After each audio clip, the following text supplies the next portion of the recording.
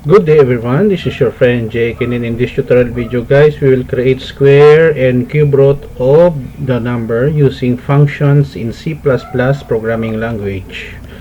Before we continue, Merry Christmas everyone. I hope that you have a happy and peaceful holiday season. From my heart, thank you so much for your support for watching my videos. I hope that you always watch my videos, learn something new in every video that I create. Your support, I really appreciate a lot. Sa mga kababayan ko po dito sa Pilipinas po, maraming salamat po sa inyong panonood at maligayang Pasko sa ating lahat. I hope po lahat kayo po ay nasa mabuting kalagayan ngayon, at maraming salamat po sa inyong panonood sa mga video ko. So before we start, if you like this video, please hit the like button. Don't forget to share, and please support my channel guys if you're new by clicking the subscribe button. So let's get started. So we have here two library file, IOStream and IOMoney for string manipulation, IOStream for input output in C++, using namespace std and square int val5 one-dimensional array. So we have here val set with 8 spacing, square set with cube root.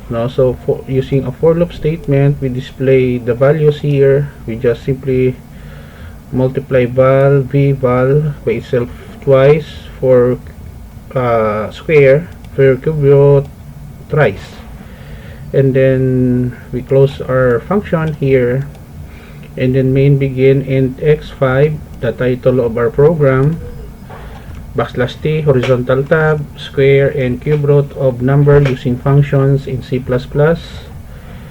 line number 23 to new line, and then for list equals 0, list less than 5, list increment begin, enter a number.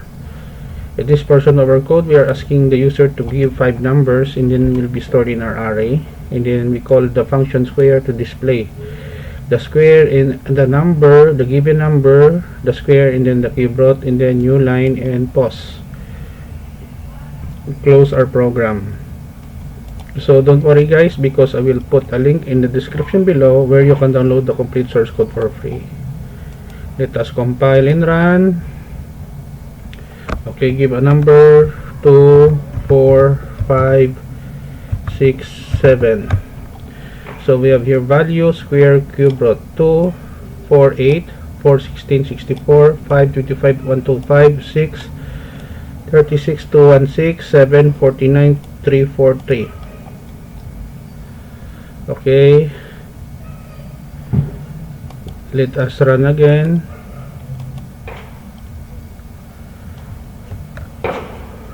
10, 11, 12, 13, 14, 14.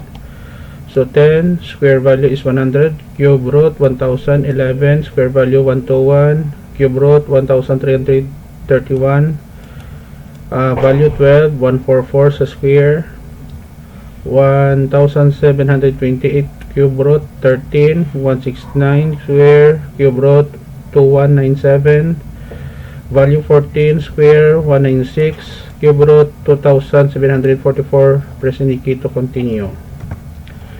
So this is the end of our tutorial video on how to create square and cube root of the number using functions in C++ programming language. Thank you so much for watching. Maraming salamat po guys sa panonood. So before we end, please like, share, and please support my channel by clicking the subscribe button. See you in the next video tutorial guys. Ito pong kaibigan nyo si Jake, nagsasabing paalam guys. See you in the next videos. Bye bye.